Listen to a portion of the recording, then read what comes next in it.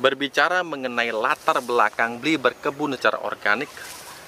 Kalau bisa menurut ke belakang, sahabat, kita runut ke belakang, memang banyak dipengaruhi oleh mendiang nenek Bli. Kemudian setelah itu Bli belajar dari vlogger-vlogger luar negeri, belajar dari buku, salah satunya adalah Charles Dowding. Kemudian di tahun 2020 Bli memperdalam ilmu berani organik itu dari Korea yang bernama Jadam, sahabat. Pada saat itu bahkan mungkin di tahun 2020, kalau sahabat mengikuti Bali Organik sejak awal tahun 2020, itu Bli pernah membuat perbandingan antara Korea Natural Farming dengan Bali Organic Farming. Semakin lama semakin banyak yang dipelajari dan akhirnya kita malah ketemu atau Bli dipertemukan oleh metode yang makin sederhana. Misalkan ketika Bli membuka lahan, pasti yang pertama Bli lihat apakah yang ada di sekitar lahan yang akan Bli kelola ini. Bli memastikan apapun yang berada di sekitar lahan itu harus menunjang dari apa yang akan Bli lakukan di lahan tersebut. Sebagai contoh, sahabat, misalkan bila sahabat lihat di sepanjang tanah kosong ini yang berada di sekitar lahan ini, bahkan sampai di sana. Nah, di sana juga semuanya, sahabat, kesemuanya adalah bahan-bahan organik yang akan dibutuhkan dalam mengelola lahan ini. Jadi, pestisida nabatinya harus ada di sini. Kemudian fungisida nabatinya juga harus ada di sini.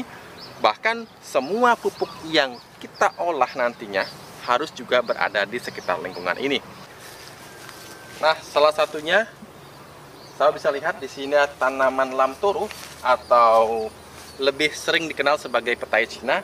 Bli akan jelaskan di video ini bagaimana cara Bli memanfaatkan tanaman lam toru ini sebagai sarana untuk menunjang bertani secara organik agar bisa sukses sampai panen. Silakan. Nah, ini adalah tanaman petai Cina atau lam toru, sahabat.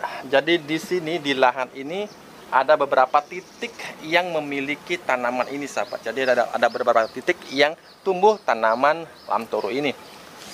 Ini sangat vital, ini sangat penting.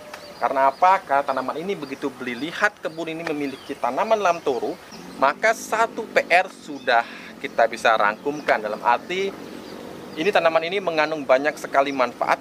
Tidak hanya bisa sebagai pestisida, tapi juga bisa sebagai pupuk, bahkan bisa sebagai fungisida, yang artinya ini multifungsi sekali. Nah, bagian yang akan Bli manfaatkan di sini adalah bagian dari buahnya dan juga daunnya. Sebentar lagi Bli akan jelaskan bagaimana cara menggunakannya. Leucaena leucocephala.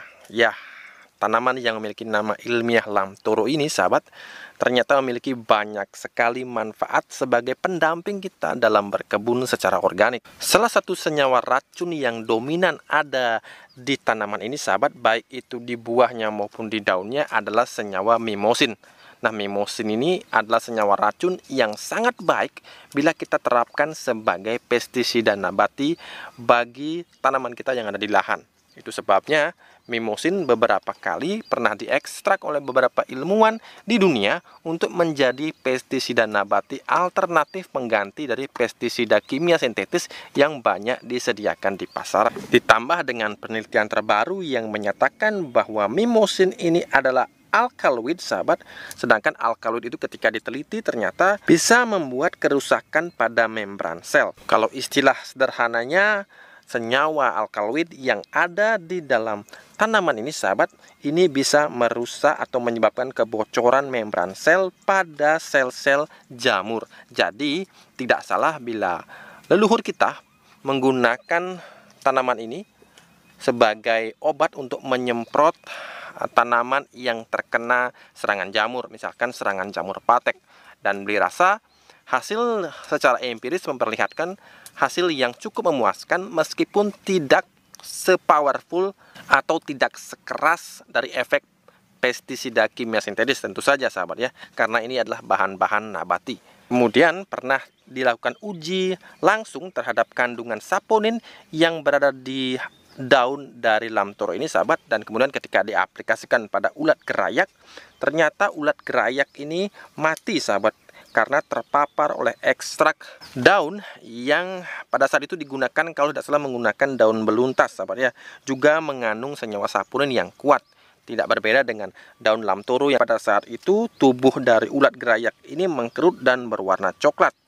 Tubuh melembek, kemudian pergerakan melemah, dan kemudian akhirnya mengalami yang namanya gagal molting sehingga mengeras dan akhirnya mati. Seperti itulah efek yang terjadi pada ulat gerayak. Jadi bayangkan ada double efek, bisa sebagai pestisida nabati, kemudian juga bisa sebagai fungisida nabati. Langsung saja bagaimana cara membuatnya, Beli akan praktekkan sekarang.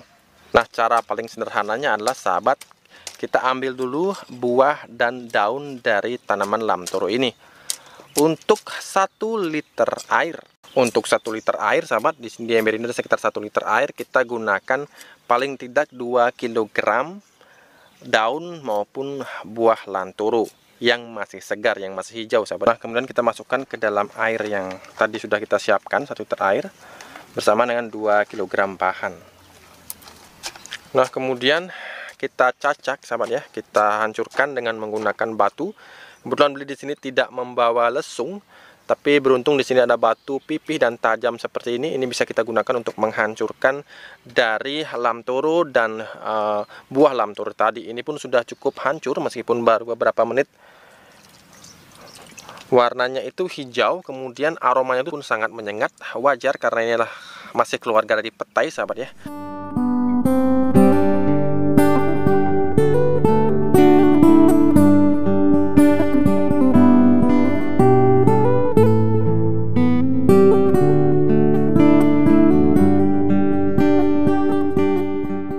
Nah, kemudian setelah hancur seperti ini, sebenarnya ini masih bisa dihancurkan lagi, tapi Beli rasa ini cukup. Kemudian setelah itu kita akan biarkan, kita tutup, kita biarkan selama kurang lebih 6 jam, sahabat ya. Kita biarkan sampai semua senyawa yang ada di dalamnya bisa lebih larut ke air. Kemudian setelah itu baru kita bisa gunakan, kita bisa semprotkan, kita bisa campurkan dengan air. Perbandingannya cukup pekat, sahabat, jadi 1:1. Jadi misalkan 1 liter dari ramuan ini, pestisida nabati dari daun lamtoro ini, kita bisa campurkan dengan 1 liter air biasa. Kemudian kita bisa semprotkan langsung ke hama yang sedang menyerang tanaman kita. Nah, ini adalah daun gamal. Ini juga besar manfaatnya dan sudah pernah Beli buatkan videonya yang di sebelah sini. Nah, ini adalah daun ketela karet. Kalau di Bali disebutnya sebagai daun seles karet, seperti itu. Ini juga banyak manfaatnya. Terlebih ada, nah, ini adalah bunganya yang akan kita bisa gunakan juga sebagai fungisida nabati, luar biasa. Ada juga manfaatnya sebagai perekat di sini, sahabat ya. Di video berikutnya akan dijelaskan. Kemudian yang ini ada, ini daun waru. Nah, daun waru juga tidak kalah manfaatnya, juga bisa sebagai pestisida nabati, juga bisa sebagai moluskusida, sahabat. Jadi membasmi hewan-hewan yang berlendir seperti itu. Kemudian ini gamal juga, kemudian juga ada daun waru juga. Nah, yang itu, nah yang ini adalah daun turi, sahabat. Nah, daun turi. Nah, ini adalah daun turi putih. Ini juga besar sekali manfaatnya bila kita gunakan sebagai pupuk yang dominan unsur N. Akan dijelaskan juga videonya nanti di video-video berikutnya. Oke, sampai di sini video Beli kali ini. Jangan lupa untuk selalu berusaha menanamlah hari ini agar kita bisa panen esok hari. Sampai jumpa lagi di video-video Beli berikutnya.